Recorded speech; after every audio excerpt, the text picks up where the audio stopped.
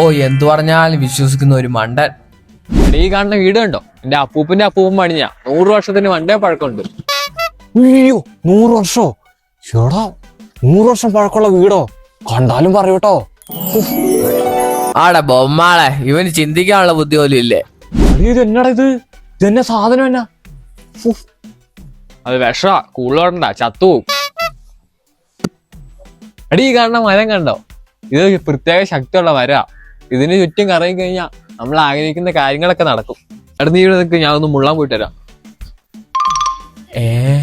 ഞാൻ എന്നെ കാണുന്ന ഒരു മനുഷ്യക്കുഞ്ഞല്ലേ നിന്ന് ചുറ്റുന്നേ. ഇവ മനുഷ്യനാണോ അതോ കൊരങ്ങാണോ? എടാ നീ എനിക്കൊരു 500 തരാനില്ലായിരുന്നോ? അത് തന്നോ? എടാ അത് ഞാൻ മിനിയാന്ന് തന്നില്ലേ? അതെങ്ങനെ ശരിയാവും? തന്നു. എടാ ഒരു കല്യാണം ഉണ്ടല്ലോ നാളെ, പോണല്ലോ. പിന്നെ പോകാണ്ടിരിക്കാൻ പറ്റുമോ? ഒരു കല്യാണം അല്ലേ, നാളെ എപ്പോഴാ വരണ്ടേ? ഇവൻ അതിന് ആരുടെയാ കല്യാണം എന്ന് പോലും അറിയത്തില്ലോ. ഇനി എന്തിനാ ഇവൻ ചാടി വരുന്നേ? എടാ കഴിഞ്ഞ ആഴ്ച നിനക്ക് ഞാൻ ചെലവ് ചെയ്തില്ലായിരുന്നോ? ചായ വാങ്ങിച്ചെന്നില്ലേ? ഈ ആഴ്ച നീ ചെയ്യേ, ഈ ആഴ്ച ബിരിയാണി ആവാം. അത് ശരിയാണല്ലോ.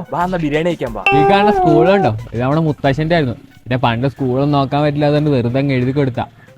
അത് പൊട്ടത്തരായി പോട്ടോ. അതാണ് നിനക്ക് നിന്റെ സ്കൂളിൽ പഠിക്കത്തില്ലായിരുന്നോ? ഞാനും വരത്തില്ലായിരുന്നോ? എന്ത് പറയാനടാ, സർക്കാരിനങ്ങ് വിട്ടുകൊടുത്തു.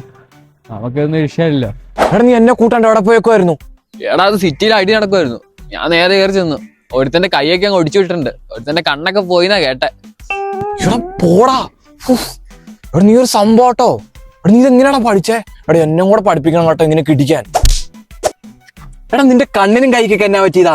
അത് വരുന്ന വഴിക്ക് ഒരു ഈച്ച കുത്തി കളിയാ, വേറെ പ്രശ്നമൊന്നുമില്ല. കൈക്ക് വേറെ പ്രശ്നമൊന്നുമില്ല. എടാ കൈക്ക് പ്രശ്നമൊന്നുമില്ല, കൈയെടുത്ത് തോളത്ത് കളിയാ.